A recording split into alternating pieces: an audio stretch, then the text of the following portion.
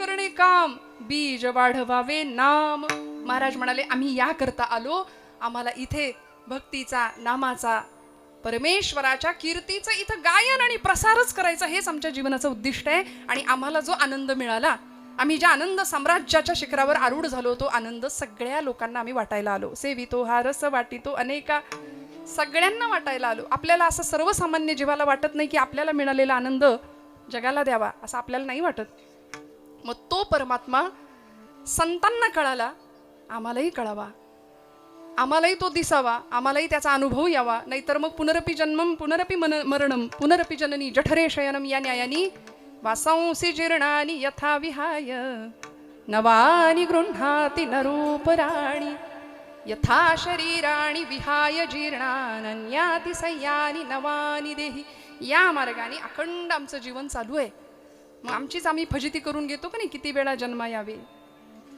अखंड आपला जीव स्वतःची फजिती करून घेतो आणि या जन्म मरणाच्या चक्रात अडकतो. संसार या शब्दाची व्याख्या ज्ञानोबराय करतात, उपजणे आणि निमणे या नाव संसार.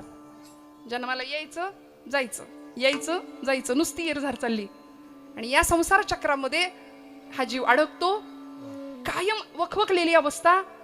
आणि मग दुःखाच्या भोवरात सापडतो आणि सुख दुःख सुख दुःख सुख दुःख हे चालूच राहतं.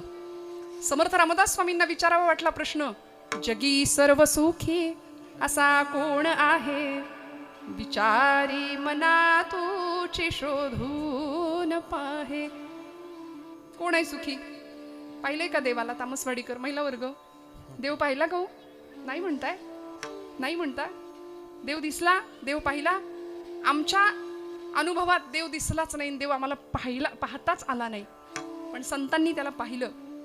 देव पाहिला नाही किंवा दिसला नाही असं म्हणू नका. पंचायतन पूजा आद्य जगद्गुरु शंकराचार्यांनी आम्हाला दिली, त्याच्यामध्ये पहिली देवता गणपती बाप्पा आहे, मग शिव शक्ती विष्णू उपासना, आणि पाचवी देवता आहे भगवान सूर्यनारायण आदिनारायण, जो पूर्व क्षितिजावर उगवतो. आता देव पाहिला नाही असं म्हणाल का? की प्रत्यक्ष दर्शन देणारी ती देवता आहे, रोज पूर्व क्षितिजावर उगवते, फक्त उठावं लागतं जरा उदित होणारा सूर्यनारायण बघण्याकरता. त्यामुळे असा भगवंत संतांनी पाहिलाय, त्याला अनुभवलंय. आणि जर तो भगवंत तुम्हाला मला कळावा, सामान्य जीवाला परमेश्वराच्या अस्तित्वाची किंवा परमेश्वराच्या सामर्थ्याची प्रचिती यावी, याकरता तो नेमका कसा आहे हे आम्हाला कळावं. निर्गुण परतत्वापर्यंत पोहोचलेले संत किंवा निर्गुण परब्रह्माचं दर्शन घेतलेले संत आम्हाला तो भगवंत नेमका कसा आहे हे सांगण्याकरता खरं तर शब्दातीत अवस्थेला पोहोचलेले शब्दांचा आधार घेतात. आणि भगवंत कसा आहे सांगतात, पंढरपुरीचा निळा लावण्याचा पुतळा विठो देखी येला डोळा बाई. ज्ञानोबरायांना विचारावं, माऊली तुम्हाला कसे दिसले भगवंत? ज्ञानोबराय सांगतात, मी पाहिलेला परमात्मा अनेक शब्दांनी व्यक्त केला ज्ञानोबरायांनी, पण प्रस्तुतच्या अभंगामध्ये भगवंताचं अत्यंत सुंदर असं स्वरूप, जो निर्गुण आहे पण तो माझ्यासाठी साकार झाला, विटेवर उभा राहिला, हा सगळा प्रवास ज्ञानोबराय व्यक्त करतात अभंगाच्या प्रथम चरणापासून.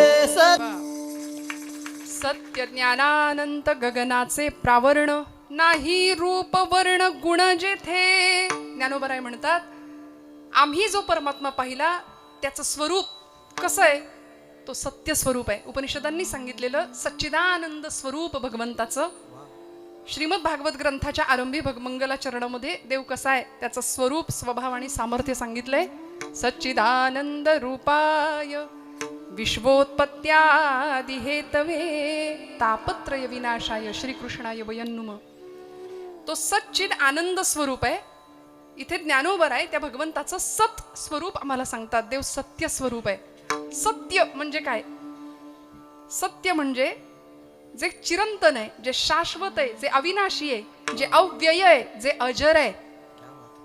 जाणे अजमी अजर, माऊली म्हणते, अक्षमी अक्षर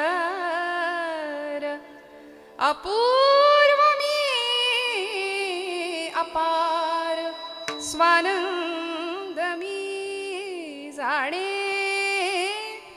अजमी अजर, भगवंत कसा आहे? जाणे अज मी अजर, अक्ष मी अक्षर, अव्यय अविनाशी असलेला तो भगवंत आहे, तो सत्य स्वरूप आहे. आमचं असं झालं, आम्ही संसाराला सत्य समजून बसलो. महाराजांना विचारा, महाराज म्हणतात सत्य साच खरे, नाम विठोबाचे बरे. तुकोबराय म्हणतात सत्य तू सत्य तू सत्य तू विठ्ठला, कागा दाविला हा जगदाकार. आम्ही नश्वर संसार सत्य मानून बसलो आणि दुःखाच्या चक्रामध्ये वारंवार अडकलो. पण माऊलींना सत्य स्वरूपाचं ज्ञान झालं आणि तो भगवंत आपल्याला दिसावा कळावा याकरता माऊली ठामपणे सांगतात, मी जो पाहिलाय ना तो असा आहे, सत्य ज्ञानानंत. तो ज्ञान स्वरूप आहे. माऊलींनी भगवंताच्या षड्गुणैश्वर्याची जी चर्चा केली त्याच्यामध्ये त्याचं सगळ्यात पहिला गुण सांगितलाय, आईका ज्ञान वैराग्य ऐश्वर्य यशश्री औदार्य हे साही गुणवर्य वसती जेथ येणे कारणे भगवंतू जो निसंगाचा सांगा तू. तो म्हणे पार्था दत्त चित्त होई आता. ज्ञान हे त्याचं पहिलं स्वरूप वर्णन सांगितलंय. भगवंताचं गुण सांगताना ज्ञान हा त्याचा गुण सांगितलाय. आणि भगवंताचं स्वरूप तो ज्ञान स्वरूप आहे. कुठलं ज्ञान हो? देवाला कुठलं ज्ञान होतं? फिजिक्स केमिस्ट्री भूगोल झूलॉजी असलं काही? असं तर आम्ही व्यावहारिक ज्ञान मिळवतो. पण आत्मस्वरूपाचं ज्याला ज्ञान आहे ना, मी कोण हे जो ओळखतो तो परमात्मा आहे. म्हणून अहम ब्रह्मास्मी इथपर्यंतचा सामान्य जीवाचा प्रवास असला पाहिजे. पण आमच्यातला अहम शेवटपर्यंत संपत नाही. मी जीव इथपासून ते मी ब्रह्म या प्रवासात सुद्धा मी कायम चिकटलेलाच आहे. रामकृष्ण परमहंस म्हणायचे, मी हा इतका चिवट आहे ना, तो अहंकार भाव इतका चिवट आहे की तो सुटता सुटत नाही. अहम ब्रह्मास्मी म्हणताना पण मी ब्रह्म असंच माणूस म्हणतोय. जीव सुद्धा मी ब्रह्म म्हणतो. तो मी सुटत नाही आमच्या जीवापासून. त्या मीचा लोप झाला की भगवंत लांब नाही राहत. कुठे आहे भगवंत? त्याला कुठं शोधायचा? ज्ञानोबरायांना तो सापडला. त्याचं वर्णन केलं, सत्य ज्ञानानंत तो ज्ञानस्वरूप आहे आणि तो अनंत अनंत आहे. अनंत म्हणजे काय हो? इन्फिनिट ज्याला म्हणावं, मोजताच येत नाही, ज्याला अंत नाही असा तो अनंत. कसं बघायचं त्याला? अनंता तुला कोण पाहू शके, धीना धी धीना धीना धी धीना धीना. अनंता तुला कोण पाहू शके, तुला गातसा वेद झाले मुखे. अनंता तुला कोण पाहू शके, तुझा ठाव कोठे. कुठे आहे भगवंत? कडे ना जरी गमे मानसा, चातुर्य माधुरी तरुवल्लरीना भुकी मी पुसे. तुम्हा निर्मिता देव कोठे वसे, अनंता तुला. कुठे भगवंत? कोण त्याला शोधणार? आणि तो कधी आपल्याला दिसायचा? म्हणून मी तुम्हाला एक प्रश्न विचारला, देव दिसला का हो? महिला मंडळ, देव दिसला आपल्याला? आमच्या जनाबाईंचा अधिकार असा होता की देवळातला देव त्यांनी स्वयंपाकघरात आणला. आला की नाही? तो जात्यावर ज्यावेळी दळण दळायला जनाबाई बसायच्या आईसाहेब, त्यावेळी देवळातला देव स्वयंपाकघरात आणला. हा आध्यात्मिक पुरुषार्थ गाजवलाय जनाबाईंनी, स्त्री संत असून सुद्धा. त्यामुळे भगवंत दिसतो का? ज्ञानोबरायांना दिसला, तुकोबरायांना दिसला, आम्हाला काय नाही दिसणार? माऊली त्याचं स्वरूप सांगतात, तो अनंत आहे. तो मोजता येत नाही, तो सांगता येत नाही. आणि ज्याला रूप नाही, ज्याला गुण नाही आणि ज्याला वर्ण नाही, जो गुणातीत आहे, सत्वरज तम या त्रिगुणांच्या तो पलीकडे आहे, तो नावा रूपाला खरं तर तुमच्या माझ्याकरता आला. त्यांनी गर्भवास सहन केला, यातना सोसल्या आणि अनेक अवतारांमध्ये तो तुमच्या माझ्याकरता सगुण रूपामध्ये स्थित झाला, प्रतिष्ठित झाला. पण तो नेमका कसा आहे याचा अनुभव ज्ञानोबरायांनी घेतला. आद्य जगद्गुरु शंकराचार्य आचार्यांना त्यांच्या एका शिष्याने प्रश्न विचारला होता. आचार्य, संवाद सुरू होता आणि आचार्यांनी त्याला प्रश्न विचारला की बाबा रे, हे सगळं जग प्रकाशमान आहे ते कुणामुळे? किंते ज्योतिर्वदस्वहनि रविरिहमे चंद्रदीपादिरात्रौ स्यादेवं भानुदीपादिक परिकलने किं तव ज्योतिरस्मि चक्षुस्तन्मीलने भवति च किं ज्योतिरस्मि प्रभोऽहं तत्रैवाहं ततसि परमकं ज्योतिरस्मि प्रभोऽहं. देवा, आचार्यांनी प्रश्न विचारला, किंते ज्योतिः म्हणले, ऐकता ना सगळे जागे, किंते ज्योतिः, हे सगळं जग कुणामुळे प्रकाशमान आहे सांगा बरं. हा सगळा उजड पडलाय आता, आम्ही पाडतोय तो वेगळा नाही का. हा सगळा जग, हे सगळं जग कशामुळे प्रकाशमान आहे? सगळं जग कशामुळे प्रकाशमान आहे? सूर्य आणि, बरोबर ना, हेच उत्तर आहे ना, चंद्रामुळे. त्यांनी उत्तर दिलं, सूर्य आणि चंद्रामुळे हा सगळा जग प्रकाशमान आहे. किंते ज्योतिर्वदस्वहनी रविरिहमे अहनी म्हणजे दिवसा. त्यांनी उत्तर दिलं, आचार्य सोपं आहे म्हणले, सगळं जग आज प्रकाशमान दिसतंय, त्याचं उत्तर एक आहे, दिवसा आम्हाला सूर्यामुळे आणि रात्री चंद्रामुळे हे सगळं जग प्रकाशमान दिसतं. आचार्य म्हणाले, शाबास, हुशार. स्यादेवं भानुदीपादिक परिकलने किं तव ज्योतिरस्मि, त्या सूर्य चंद्राच्या मागे कुणाचा प्रकाश आहे, किंवा सूर्य आणि चंद्र हे आहेत हे तुला कशामुळे कळतंय? हा सूर्य आहे, हा चंद्र आहे, हा मैक आहे, हा मृदंग आहे, ही बासरी आहे, हे कशामुळे कळतंय? त्यांनी उत्तर दिलं, चक्षुः. चक्षु म्हणजे डोळे. माझ्या डोळ्यांमुळे मला कळतंय की हा सूर्य आहे, याला चंद्र म्हणतात. आचार्य म्हणाले, हुशार. चक्षुस्तन्मीलने किं भवति च किं सुतराम धीर्धिय किं प्रकाशे. त्यांनी उत्तर दिलं, आचार्यांनी प्रश्न विचारला, डोळ्यांना कुणामुळे कळतंय की हा सूर्य आहे, हा चंद्र. सगळं जग प्रकाशमान आहे सूर्य आणि चंद्रामुळे. चंद्र सूर्याचा प्रकाशक, तुझा डोळा. डोळ्यांचा प्रकाशक कोण आहे? डोळ्यांमुळे. डोळ्यांना सूचना कोण देतंय? याला हेच म्हणतात, हे डोळ्यांना कोण सांगतंय? त्यांनी उत्तर दिलं, धी म्हणजे बुद्धी. ही बुद्धी आम्हाला देवापर्यंत घेऊन जाते. बुद्धीचे वैभव अन्य नाही तुझे, एका केशवराजे सकळ सिद्धी. आचार्यांच्या प्रश्नाला उत्तर दिलं त्यांनी. तो म्हणाला, माझी बुद्धी मला सांगते की डोळ्यांनी दिसलेल्या वस्तूला अमुक अमुक म्हणतात. आचार्य म्हणाले, धीर्धिय किं प्रकाशे. बुद्धीचा प्रकाशक कोण आहे? तुझ्या बुद्धीला कोण सांगते की डोळ्यांनी बघितलेल्या वस्तूला हे म्हणायचं असतं? कोण आहे बुद्धीचा प्रकाशक? तो थकला आचार्य. असं काय करतात? तत्रैव अहम, मीच नाही का तो मीच जो आहे ना, तो मी, त्याला चैतन्य म्हटलंय, त्याला जीव म्हटलंय. वेदांताच्या भाषेत त्याला कूटस्थ चैतन्य म्हटलं. आणि ज्ञानोबराय त्याच्याच बद्दल बोलताना म्हणतात, जीवीची या जीवा, प्रेम भावाची या भावा. तो जीवाचा जीव असलेला चैतन्य स्वरूप जो आत्मा आहे ना, त्याचं दर्शन दिसलं.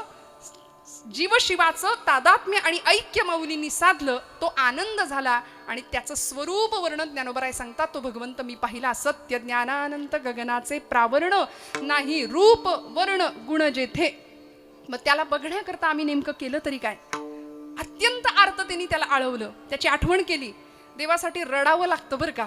रामकृष्ण परमहंसांना एकाने विचारलं, गुरुजी ठाकूर, तुम्ही नरेंद्राला म्हणजे विवेकानंदांना निर्विकल्प समाधीपर्यंत पोहोचवलं, मलाही निर्विकल्प समाधी घ्यायची आहे, मलाही तो अनुभव घ्यायचा आहे. ठाकूरजींनी काय केलं? रामकृष्णांनी त्याला गंगेच्या किनारी नेलं, गंगेच्या पाण्यात नेलं, त्याचं डोकं घेतलं, मानेला असं दाबलं आणि पाण्यात बुडवून ठेवलं. बराच वेळ नाका तोंडात पाणी गेलं.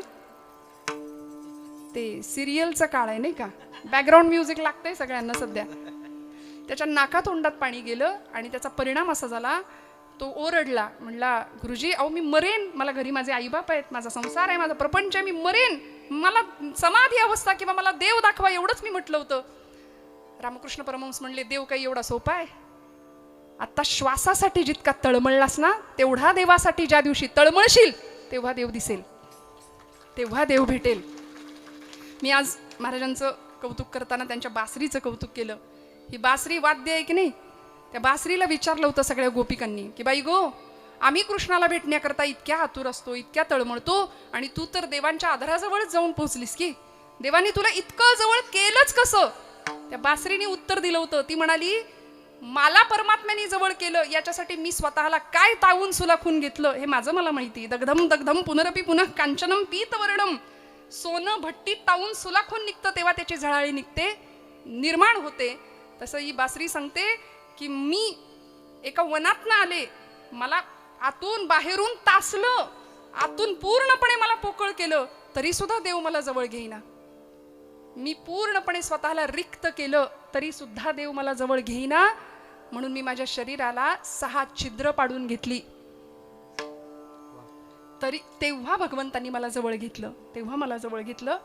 म्हणजे बघा, काम, क्रोध, मोह, मद, मत्सर हे सगळे विकार ज्यावेळी निघून गेले आणि त्याच्यातून फुंकर मारली जाते. सुशीर वाद्य आहे ते, अत्यंत अवघड वाद्य आहे, आपलं भारतीय वाद्य आहे. सोपं नाही आहे, सगळा श्वासाचा खेळ आहे. म्हणून महाराजांसाठी टाळ्या वाजवा.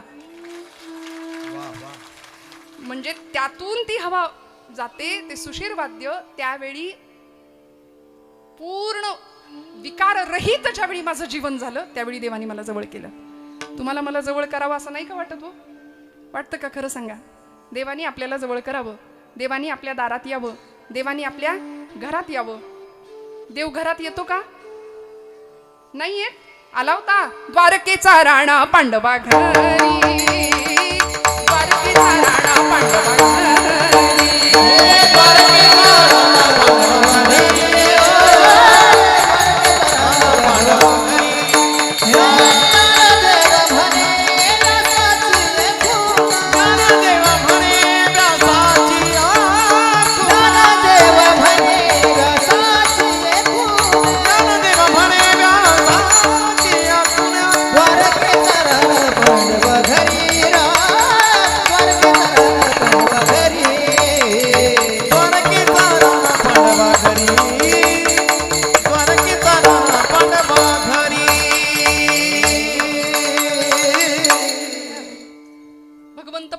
घरात गेले, विदुर काकांच्या घरात गेले, सेवा केली देवानी तिथं जाऊन. का हो?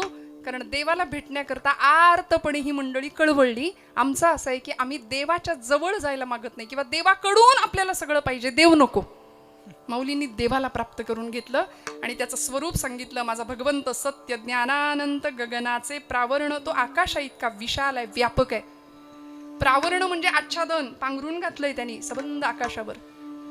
बर, या सगळ्या विश्वामध्ये तो आहे, विश्व त्याच्यात आहे आणि सगळं संपून शेवटी उरलाय सुद्धा तोच. विठ्ठल जळी स्थळी भरला, विठ्ठल जळी स्थळी भरला, स्थळी भरला, विठ्ठल जळी स्थळी भरला. रिता ठाव नाही उरला, रिता ठाव नाही उरला, रिता ठाव नाही उरला, रिता ठाव नाही उरला. आजीच्या दृष्टीने पाहिला,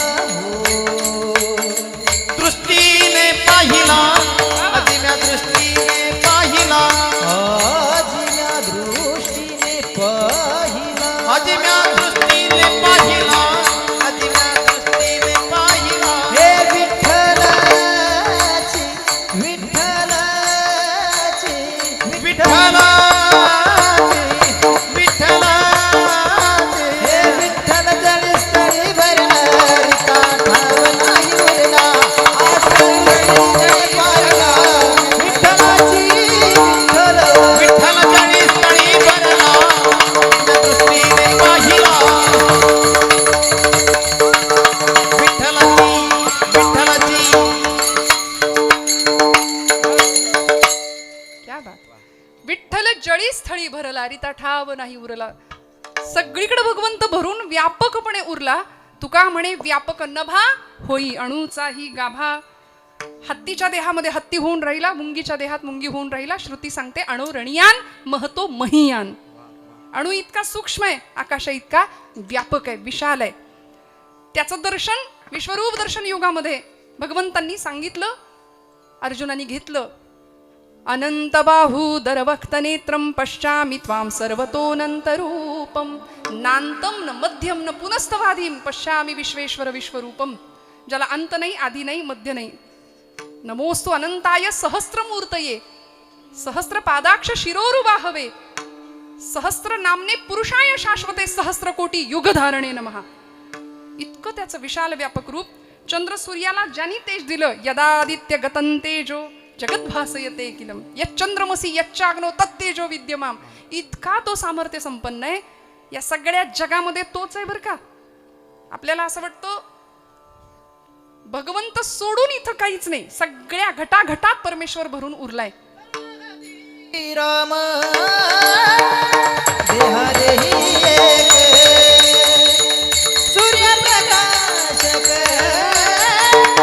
सूर्यप्रकाशकाचा सरस्वी. म्हणून मी म्हटलं यांनी गात राहावं, आपण ऐकत राहावं, पण माझं घड्याळ थांबणार नाही, नाही का? की चालणार आहे तुम्हाला? तुम्हाला चालणार आहे? 12 वाजले तरी चालणार आहेत? कीर्तनाचे वाजू देऊ नका आपण, म्हणजे आपलं वाजू द्यायचे नाहीत याची आपण काळजी घेऊ, पण काळजी करू नका अजिबात. घड्याळ मी संकल्पित वेळेत संपवते, फार नाही पुढे जाऊ देणार. थोडंफार मागे पुढे चालतं, मागे नाही पुढेच जातं, पण थोडंफार. सगळीकडे भगवंताची व्याप्ती आहे. पण बघा ना, आज तुम्हाला मला आयुष्य दिलं, त्यामध्ये थोडाफार फरक आहे. एकाचं आयुष्य दुसऱ्यासारखं नाहीये. कुंभारांनी घडवलेलं एखादं मडकं सुद्धा, 2 मडकी दिसायला सारखी असली तरी प्रत्येकाच्या नशिबात वेगळं आहे. एका घटाच्या नशिबामध्ये गाईचं पवित्र लोणी पडतं, दुसऱ्या घटाच्या नशिबामध्ये अग्निसंस्कारासाठी लागणारा अग्नी पडतो. घटाघटाचे रूप आगळे, प्रत्येकाचे दैव वेगळे. मग का रडायचं सांगा? तुझ्या विना ते कोणा नकळे, मुखी कुणाच्या पडते लोणी, कुणामुखी अंगार. म्हणा तू वेडा कुंभार. म्हणा मोठ्याने, विठ्ठला तू वेडा कुंभार. मागच्या महिला म्हणा ना मोठ्याने, फिरत्याचा कावरती रेसी मातीला का. विठ्ठला तुम्ही पण म्हणा.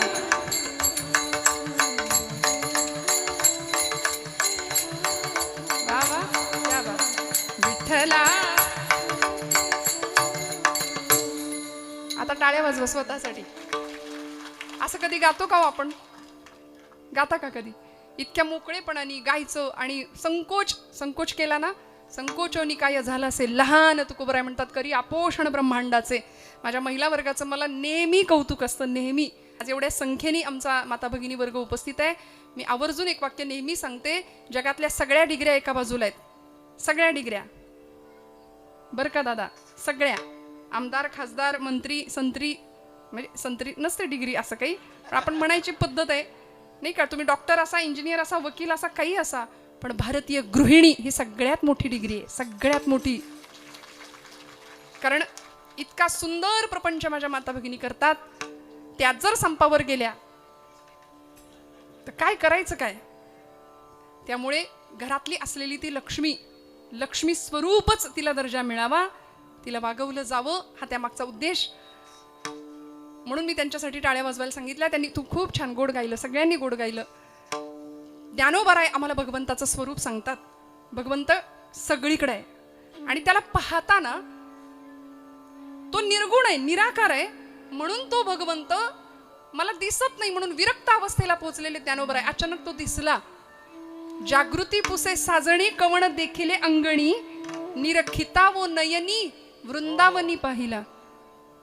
मनी वेधू तयाचा, आणि त्याचा वेध लागला माझ्या मनाला. ज्ञानोबराय सांगतात, अवचिता परिमळू झुळकला अळूमाळू, अवचिता परिमळू झुळकला अळूमाळू, मी म्हणे गोपाळ हा लागे माये, अवचिता परिमळू झुळकला अळूमाळू. अचानक सुगंध आला आणि देव मला दिसला. देव दिसला ज्ञानोबरायांना.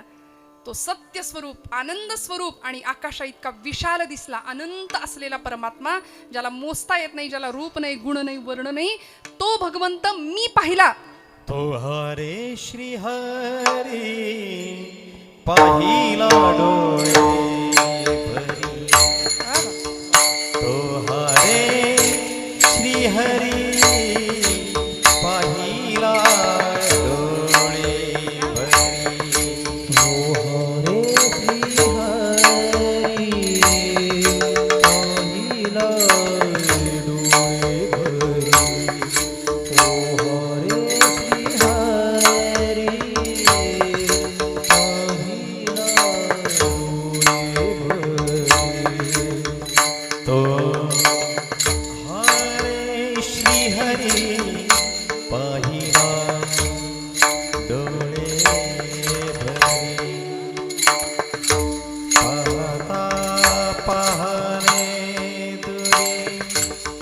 सारोनिया पाहता पहाणे दुरी सारोनिया पाहता पहाणे दुरी सारोनिया पाहता पहाणे दुरी साधुनिया तोहारे श्री हरी पाहिला डोळे तोहारे श्री हरी पाहिला डोळे तोहारे श्री हरी पाहिला डोळे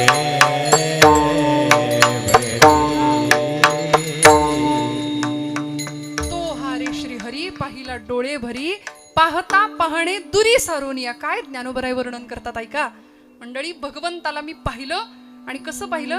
असं ओझरतं पाहिलं का? जाता जाता पाहिलं का? अजिबात नाही. डोळे भरून पाहिला त्याला, डोळे भरून पाहिला आणि शब्द वापरला तो हा. दोन्ही सर्वनाम आहेत. ज्ञानोबरायांचा प्रसिद्ध आपण रूपाचा अभंग म्हणतो.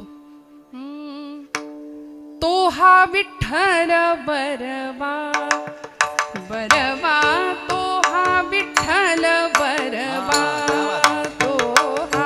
तो हा विठ्ठल बरवा बरवा, तो हा विठ्ठल बरवा, तो हा माधव बरवा, तो हा माधव बरवा, तो हा विठ्ठल बरवा बरवा.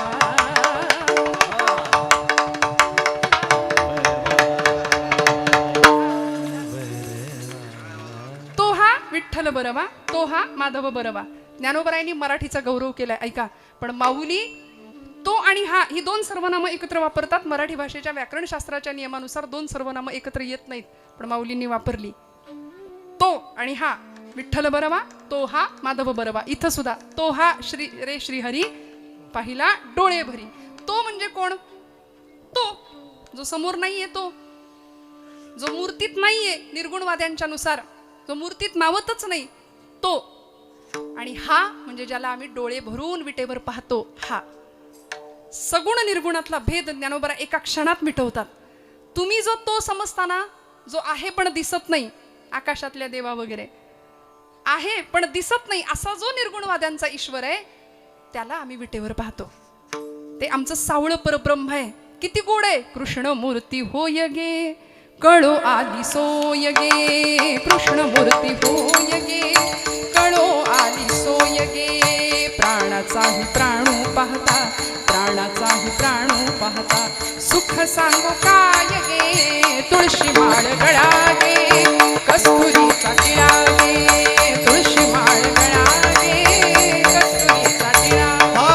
कृष्ण माळ गळा गे, कस्तुरीचा टिळा गे, कृष्ण माळ गळा गे, कस्तुरीचा टिळा गे.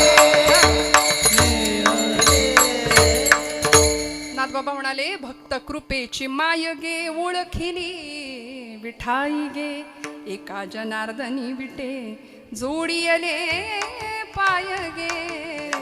तुळशी माळ गळा गे, कस्तुरीचा टिळा गे, तुळशी माळ गळा गे, कस्तुरीचा टिळा गे. तो भगवंता मी विटेवर पाहिला, तो हा विठ्ठल बरवा. किंवा तो हा रे श्रीहरी पाहिला डोळे भरी. पाहता पाहणे दुरी सारोनिया.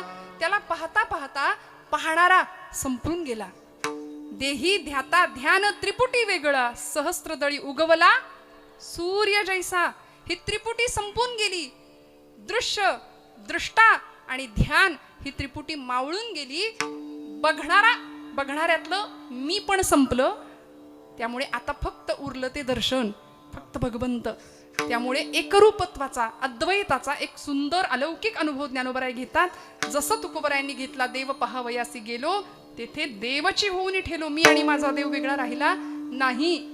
योगिया दुर्लभ तोमिया देखिला साजणी, पाहता पाहणे न पुरे धनी, देखिला देखिला माये देवांचाही देव, फिटला संदेह निमाले दुजेपण. द्वैत संपलं आणि आम्ही अद्वैताचा अलौकिक साक्षात्कार घेतला. देव आम्हाला दिसला, देव आम्हाला कळला. हा माऊलींचा अनुभव. आता आमच्या बाबतीत पातळीवर काय घडतं बघा. आम्हाला देव दिसत नाही, आमची ती बघण्याची इच्छा नाही. आम्ही संसारातच इतके गुरपटलोय, इतके अडकलोय. संसाराने आपल्याला धरलंय की आपण संसाराला धरलंय? काय म्हणणं आहे? तुम्ही जागे? काय झालंय? आपली नक्की गडबड कुठे? आपण धरलंय का संसाराला, का संसाराने आपल्याला धरलंय? आपण त्याला सोडायला तयार नाही, सोडायला तयार नाही. सायास करीसी प्रपंच दिननिशी, माऊली म्हणतात सगळा प्रपंच इतका सायासाने तुम्ही करता, पण हरिसेन भजसी कवण्या गुणे? प्रश्न विचारला ना. मग आता या सगळ्या धकाधकीच्या जीवनामध्ये देव जर आमच्या हृदयात यायचा असेल किंवा देव आम्हाला दिसायचा असेल तर मनातला संशयाचा भाव टाकावा लागेल. देव आम्हालाही दिसेल म्हणून संतांच्या चरणावर सरेंडर व्हावं लागेल, शरणागत तिथं. आणि अनन्य हा भाव एकदा मनात निर्माण झाला की देव लांब नाही राहत. माऊलींना दिसला, मग आम्हाला का नाही दिसणार? विश्वास लागेल. आज आम्ही सगळ्यावर विश्वास ठेवायला तयार आहे, पण संतांवर विश्वास ठेवत नाही. कशावरच नाही. डॉक्टरवर विश्वास ठेवतो, डॉक्टरांनी दिलेलं प्रिस्क्रिप्शन आपण घरी घेऊन येतो, मेडिकलमधनं गोळ्या आणतो आणि त्या देवापुढे ठेवून हळदी कुंकू वाहतो आपलं, बरोबर ना? आपण तो कोर्स करतो पूर्ण 10 दिवस, काही 6 दिवस, जो काही दिला असेल तो औषध गोळ्यांचा कोर्स आपण घेतो. का? आपल्याला फरक पडला पाहिजे. डॉक्टरवर विश्वास आहे, सगळीकडे विश्वास आहे, पण संतांच्या बाबतीत आपण थोडेसे साशंक राहतो. जीव तोडून कल्याणाचा विचार केला, आनंद वाटायचा होता, आनंदाचे आवारू मांडू जगा, 56 भाषेचा केला असे गौरव भवारणवी नाव उभारिली. का नामदेव महाराजांनी वर्णन केलं असेल हे ज्ञानोबरायांचं? बरं, या बदल्यात जगाने काय दिलं? काय दिलं? फक्त अपमान, फक्त छळ, फक्त निंदा. पण तरी सुद्धा जे खळांची व्यंकटी सांडो, इतकं उदात्त मागणं मागितलंय माझ्या ज्ञानोबरायांनी. म्हणून हात जोडून सांगते, मी एक दृष्टांत बऱ्याचदा कीर्तनामध्ये सांगते. वारीच्या काळामध्ये एक 70-75 वर्षाचा आजोबा होते, चालतायत, नातवाला खांद्यावर घेतलं होतं बरं का. आणि वारी करत असताना त्या गर्दीमध्ये लाखोंचा समुदाय, हौशे नवशे गवशे सगळे असतात का नाही. मग आता त्या गर्दीमध्ये अलीकडे आमचे काही तरुण भावंड असतात, त्यांना सोशल मीडियाचा आधार घेऊन ते रील वगैरे बनवायची असते. मी तुम्हाला नाही म्हणत, हा, रील स्टार किंवा रील बनवायची किंवा रील मध्ये दिसायचं, ही क्रेज आहे सध्याच्या काळात. प्रवासात आम्ही येताना 5-50 मुलं दिसली मला, रीलच बनवत, वेळच लागले सगळ्यांना सध्या, नाही का? स्क्रोलिंगचा काळ आहे, नुसतं स्क्रोलिंग आहे. बुद्धीची अस्थिरता, चंचल प्रचंड. सांगा ना, इथं बसलेल्या तरुण भावंडांना किंवा आमच्या महिला वर्ग सगळ्यांनाच विचारते, खरं सांगा, दुसऱ्यांची स्टेटस बघण्यात दिवसातला किती वेळ जातो? सगळा. आपल्या स्टेटसचं काय नाही का? लोकांच्या आयुष्यात काय चाललंय हे डोकवण्यात फार रस आहे आम्हाला. काही मंडळी दुसऱ्यांना दाखवण्याकरताच आपलं स्टेटस ठेवतात, हाही विषय वेगळा आहे. विठ्ठल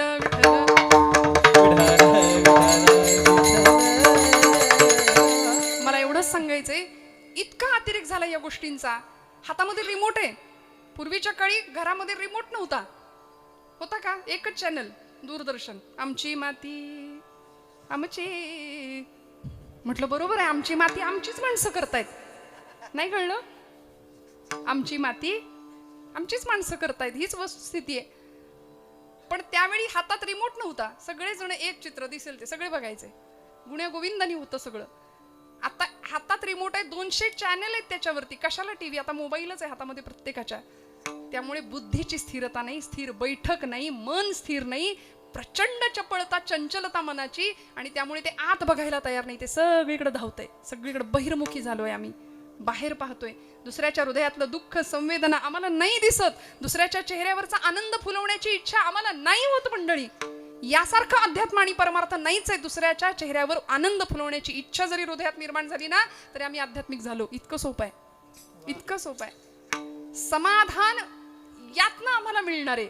वखवकले पण ज्यावेळी संपत नाही ना, तोपर्यंत देव हृदयात कसा येईल सांगा ना. हे भाडे करू आम्ही बसवलेत 6, कचरा भरून ठेवला हृदय, डोक्यामध्ये, बुद्धीमध्ये. याची आडवा त्याची जिरवा, तुला बघून घेतो. 25 वर्षापूर्वीचं दुःख आम्ही 25 वर्ष हृदयाशी सांभाळून ठेवतो. अनेकांच्या विषयी हेवा आहे, द्वेष आहे, मत्सर आहे, ईर्ष्या आहे, तिरस्कार आहे. आणि हे सगळे भाव जेव्हा संपतील आणि हृदय स्वच्छ होईल ना, तेव्हा देव दिसेल. त्याला ज्ञानोबरायांच्या पायावर आम्हाला गेलं पाहिजे, तुकोबरायांच्या पायावर गेलं पाहिजे, म्हणजे देव दिसेल. माऊलींना दिसला अनंत रूपे अनंत वेशे, देखिला म्या त्यासी बाप रखुमा देवी वरू खूण बाणली तैसी. त्या आजोबांना त्या एका कॅमेरा हातात घेतलेल्या एका तरुणाने प्रश्न विचारला. म्हणले, बाबा कुठे चालला? कुठं म्हणजे काय? पंढरीला चाललो, वारीला चाललो, भगवंताला बघायला चाललो. भगवंताला बघायला? किती वर्ष वारी करताय?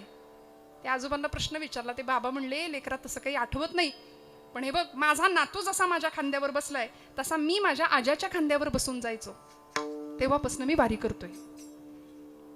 पिढ्यांची परंपरा आहे आमची. तो मुलगा म्हणाला, एवढे वर्ष वारी करता? हो. दिसला का पांडुरंग? देव दिसला? नाही दिसला बाबा, नाही दिसला पांडुरंग. नाही दिसला तरी वारी करता? म्हणले, हा तरी वारी करतो. आता बसा गप घरी, ठाईचं बैसोनी करा, एकचित्त आवडी अनंत आळ बाबा. चालू दे ना रामकृष्ण हरी घरात बसून, कशाला वारी करता? नाही म्हणले, कुडीत प्राण आहे तोपर्यंत वारी करणार. ठीक आहे, देव दिसत नाही तरी वारी करता? हो म्हणले बाबा, वारी करणार, करतो. एवढे प्रश्न मला तो विचारले. 11 वाजले. मी एक प्रश्न विचारू का तुला? वेळ संपली की आता? मी एक प्रश्न तुला विचारतो, तेवढ्याचं उत्तर दे पटकन. तो म्हणाला, विचारा. त्या बाबांनी प्रश्न विचारला, लेकरा तुम्ही कुत्रे पाळता का रे घरी? कुत्रा पाळता का? तो म्हटला, हो आम्ही शहरी माणसं, सोफिस्टिकेटेड आमची लाईफ. आमच्या फ्लॅटमध्ये कुत्रा असतो, आमच्या घरात असतो, किचनमध्ये फिरतो सगळीकडं. म्हणजे घरात आई वडिलांना एक वेळ जागा नसेल, पण कुत्र्यांचा फार लाड करतो आम्ही. बरोबर आहे ना? हीच पद्धत आहे आजकालची. ते म्हणाले, ते आजोबा म्हणले, नाही रे बाबा, आम्ही गावाकडची शेतकरी माणसं कुत्रा पाळतो, पण आमचा कुत्रा घरात नसतो. आमचा कुत्रा घराच्या मागच्या किंवा पुढच्या अंगणात असतो, तो घरात नाही येत. आमच्या वाड्या वस्तीची राखण करतो, स्वामीनिष्ठ असतो, इमानदार असतो. सुगीच्या दिवसामध्ये ज्यावेळी धान्याची रास पडते त्यावेळी आमच्या वस्तीची तो राखण करतो. मध्यरात्रीच्या वेळी जर एखादा चोर आमच्या वस्तीत शिरला तर आमचा कुत्रा भुंकतो, आणि त्याच्या भुंकण्याबरोबर पलीकडच्या वस्तीतलं कुत्रं भुंकतं. त्याचं ऐकून त्याच्या पलीकडच्या वस्तीतलं कुत्रं भुंकतं, त्याचं ऐकून त्या पलीकडच्या वस्तीतलं. असं करता करता 20-25 कुत्री एकाच रात्री त्याच वेळी भुंकायला सुरुवात करतात. चोराला कोणी बघितलंय? चोराला कोणी बघितलं होतं? पहिल्या कुत्र्यांनी.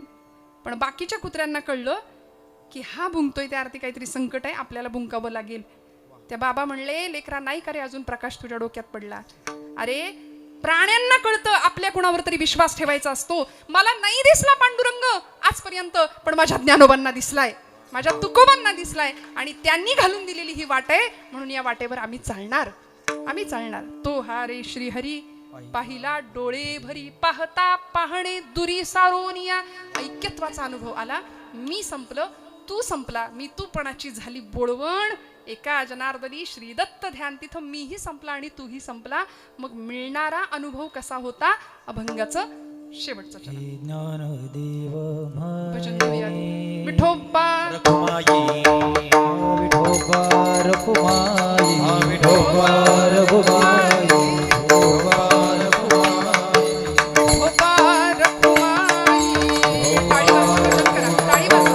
विठोबा रखुमाई, विठोबा रखुमाई. उभे राहा, टाळकरी टाळकरी. विठोबा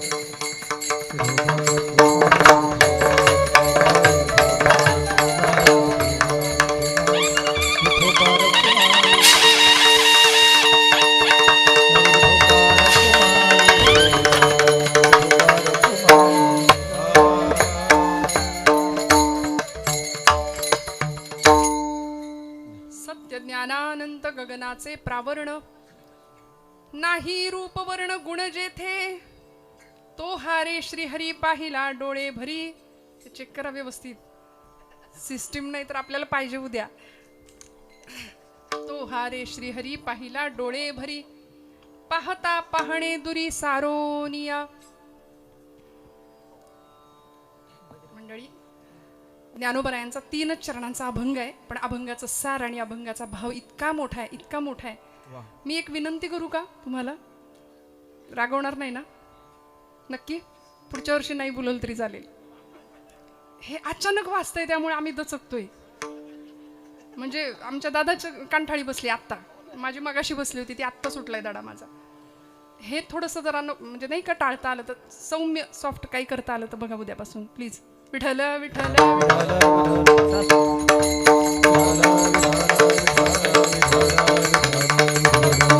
ही दिवाळीच आहे खरं तर.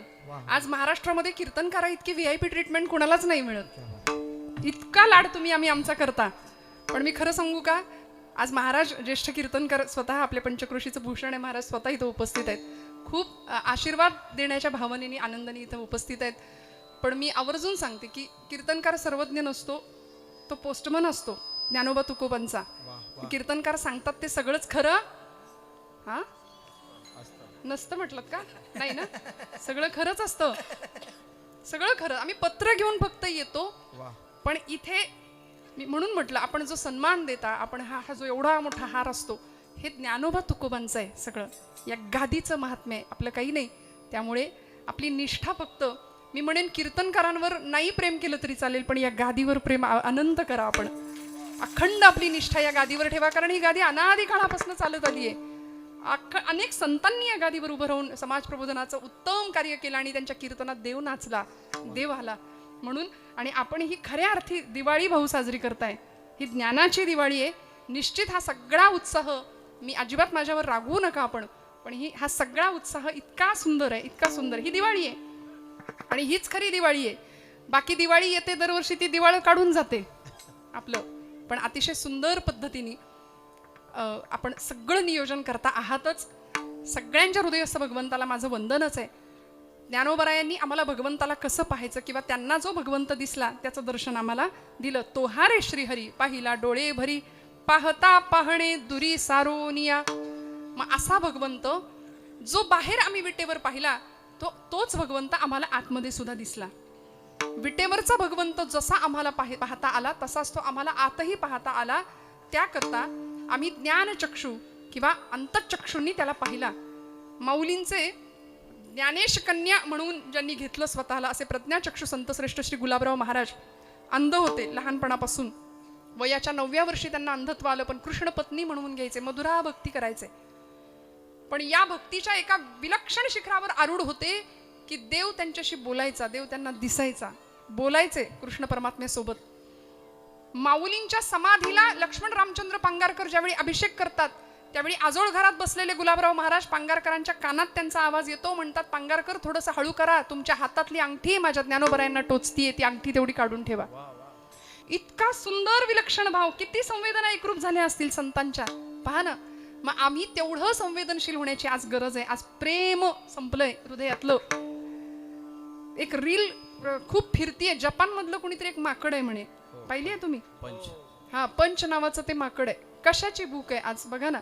त्याची रील खूप फिरते. खूप सुंदर संदेश त्याच्या माध्यमातून दिलाय की त्याची आई जन्माला आल्याबरोबर त्याची आई निघून गेली, मेली, आणि हे जे माकड आहे त्याला बाकीच्या सगळ्यांनी हकलून दिलं. ते झू मध्ये आहे आता जपानमध्ये. आणि त्या माकडाला तिथल्या काही लोकांनी एक सॉफ्ट टॉय दिला, टेडी असं छोटस.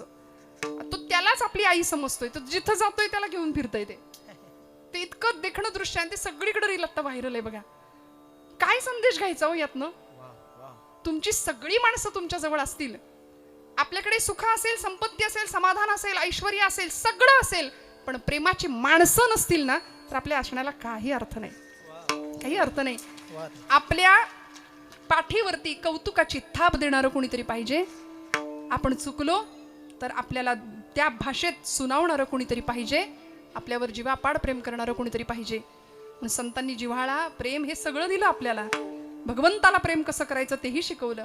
गोपींनी परमात्म्यावर नितांत प्रेम केलं, अर्जुनाने कृष्णावर नितांत प्रेम केलं, द्रौपदी विशिष्ट नात्याने बांधली गेली, अनंत प्रेम केलं परमात्म्यावर. असं प्रेम तुमच्या माझ्या हृदयात निर्माण व्हावं आणि ते भगवंताला आम्हाला देता यावं. माऊली म्हणतात भगवंत यापेक्षा वेगळा नाही, तो मी माझ्या हृदयात पाहिलाय. सोहिरोबानाथ आंबिये नावाचे संत आहेत, नाथ संप्रदायातले. सोहिरा म्हणे ज्ञान ज्योती, तेथे कैची दिवस राती, तया विणे नेत्रपाती, तया विणे नेत्रपाती. हालवू नको रे हरी भजना वीण काळ, घालवू नको रे हरी भजना वीण काळ, घालवू नको रे हरी भजना वीण काळ. हरी भजना बिन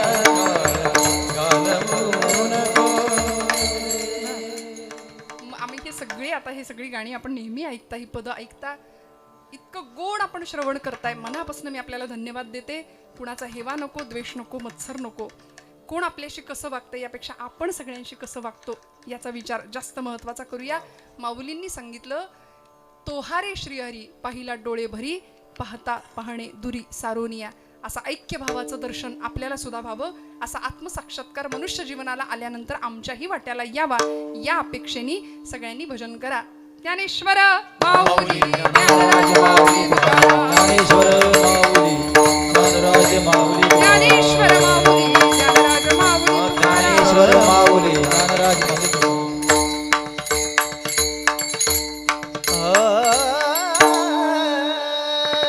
ज्ञानदेव म्हणे, ज्ञानदेव म्हणे,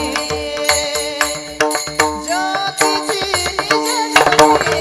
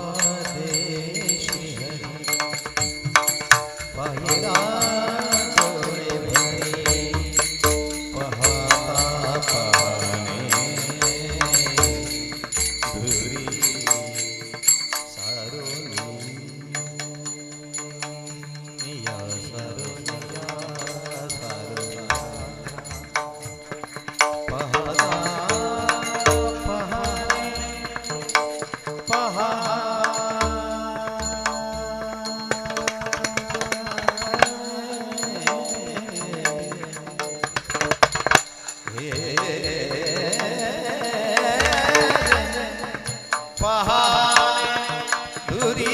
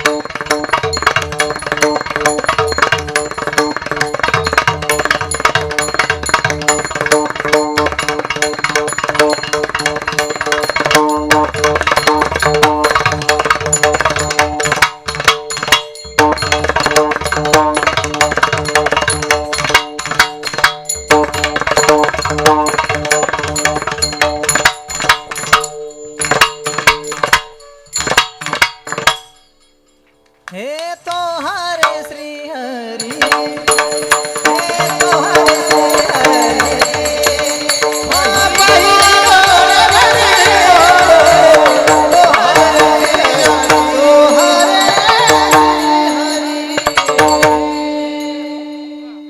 ज्ञानदेव म्हणे ज्योतीची निज ज्योती ते हे उभी मूर्ती विटेवरी तो हारे श्रीहरी पाहिला डोळे भरी. झालेली कीर्तन सेवा परमेश्वर चरणी रुजू करते. बोलत असताना काही वेडवाकडं गेलं असेल तर मोठ्या अंतकरणाने क्षमा करा. पुन्हा एकदा सर्व संयोजकांचे आयोजकांचे मनापासून आभार व्यक्त करते. आपण सेवेसाठी निमंत्रित केलं, सगळ्यांच्या दर्शनाचा योग मिळाला. एवढी गोड गायन सेवा महाराज मंडळींची भेट आणि त्यांची श्रवण करायला मिळाली. स्वतः परमादरणीय जलाल महाराज इथं उपस्थित राहिले आणि आपण सर्वच गायक वादक वृंद, उत्तम अशी ध्वनी व्यवस्था, सगळ्यांच्या चरणारविंदी कृतज्ञतापूर्वक वंदन करते. एकदा सगळ्यांनी हाताने टाळी मुखाने नाम घेऊन आपण सगळ्यांनी भजन करूया. कारण काय होतं, आपण आपलं वाजवू की नको असं एवढंच आपली टाळी वाजते. टाळीचा खणखण ध्वनी येत नाही, मुखातनं नाम आपलं येत नाही. खणखणीत नाम घेऊया आणि सेवेला समारोप करूया. बोला विठ्ठल विठ्ठल विठ्ठल विठ्ठल. बोला